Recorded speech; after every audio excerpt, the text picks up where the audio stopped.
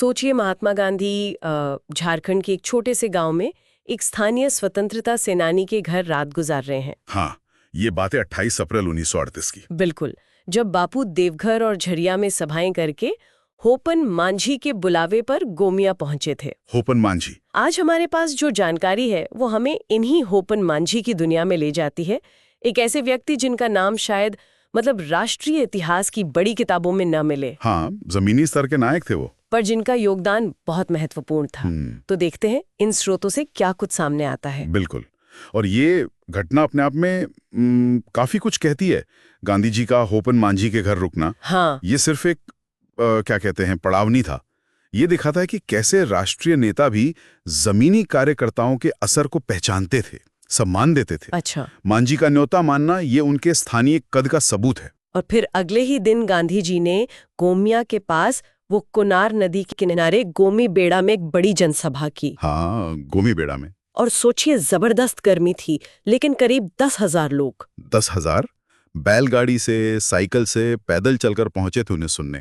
गांधी जी ने एक मचान पर खड़े होकर वो टिन के भोंपू से लोगों से आंदोलन में जुड़ने की अपील की थी। उस सभा से जुड़ी एक बहुत ही दिलचस्प बात भी है। बताइए। सभा से ठीक पहले कोनार नदी जो थी वो बिल्कुल सूखी पड़ी थी, पानी की भारी किल्लत। अरे, तब होपन मांझी ने एक और सेनानी बंगम मांझी उनके साथ मिलकर अपने पारंपरिक तरीके से बारिश के लिए पूजा की। बारिश के लिए? हाँ, अपने देवता पर भरोसा दिखाते हुए। और कमाल ये हुआ कि सभा से ठीक पहले जोरदार बारिश हुई। सच में? हाँ, और नदी में पानी भर गया। अरे वाह, इसका तो मनोवैज्ञानिक असर भी बहुत हुआ होगा लोगों पर। निश्चित रूप से। इसे सिर्फ संयोग की तरह नहीं देखा गया होगा, शायद एक संकेत माना गया। इसने लोगों के इरादों को और मजबूत किया होगा।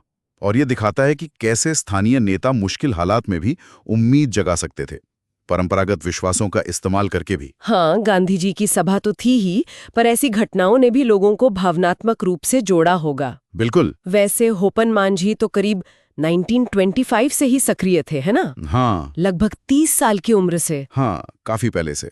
गांधी जी की यात्रा ने उनके काम को और बल दिया होगा। वो गांव-गांव घूमकर लोगों को जोड़ते थे। जाहिर है ब्रिटिश हुकूमत को ये सब पसंद नहीं आया होगा। बिल्कुल नहीं। उनकी इसी ब्रिटिश विरोधी गतिविधियों के कारण 1930 में उन्हें गिरफ्तार कर लिया गया। अच्छा। और सिर्फ गिरफ्तारी नहीं, उन पर 2,000 रुपए का भारी जुर्माना लगाया गया। सोचिए, उस जमाने में 2,000 रुपए। 2,000, ये तो बहुत बड़ी रकम थी। चुकाना तो नामुमकिन सा रहा होगा। हाँ, और जुर्माना न भर पाने की वजह से उन्हें 1 साल की सजा हुई। ओह। वो करीब 8 महीने, मतलब 23 जुलाई 1930 से 30 मार्च 1931 तक जेल में रहे। ये उनके संकल्प और बलिदान को दिखाता है। सजा भुगत ली पर झुके नहीं। सही बात है। और यहाँ कहानी और भी प्रेरणादायक हो जाती है। उनके बेटे लक्ष्मण मांझी। हाँ, ये बहुत महत्वपूर्ण पहलू है। जब वो बड़े हुए तो वो भी पिता के रास्ते पर चले और आंदोलन में कूद पड़े। बिल्कुल। पिता और पुत्र दोनों घोड़े पर सवार होकर इलाके में घूमते थे, लोगों को प्रेरित करते थे, आंदोलन को संगठित करते थे। वाह। ये दिखाता है कि स्वतंत्रता संग्राम सिर्फ एक व्यक्ति का संघर्ष नहीं था, बल्कि ये परिवारों की, पीढ़ियों की एक साझी लड़ाई बन गया था। 1942 के भारत छोड़ो आंदोलन में तो दोनों को एक साथ जेल भी जाना पड़ा। दोनों को एक साथ? हाँ, ये बहुपीढ़ीगत प्रतिबद्धता का अद्भुत उदाहरण है। स्रोतों में ये भी जिक्र है कि उनका केबी सहाय से भी काफी जुड़ाव था। हाँ, और ये हमें याद दिलाता है कि आंदोलन सिर्फ दिल्ली या बड़े शहरों तक सीमित नहीं था। सही। स्थानीय स्तर पर भी नेताओं का एक मजबूत नेटवर्क था। वे एक दूसरे का सहयोग करते थे, मिलकर रणनीति बनाते थे।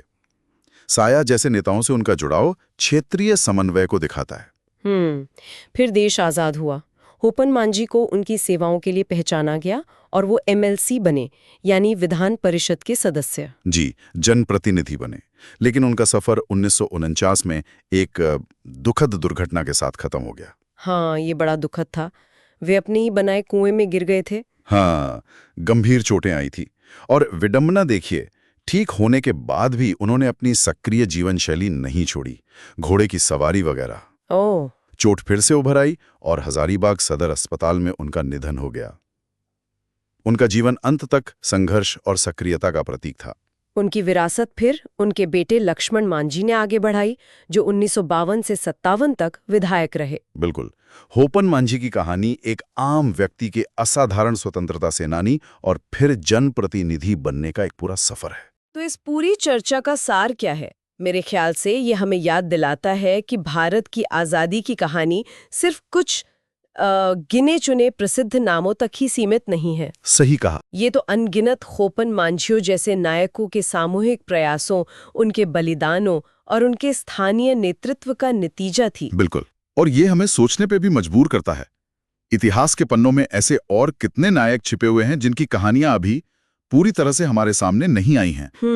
ये एक अहम सवाल है। और उनकी कहानियां हमें नेतृत्व, समुदाय निर्माण और जमीनी स्तर पर बदलाव लाने के बारे में क्या सिखा सकती हैं, खासकर आज के समय में।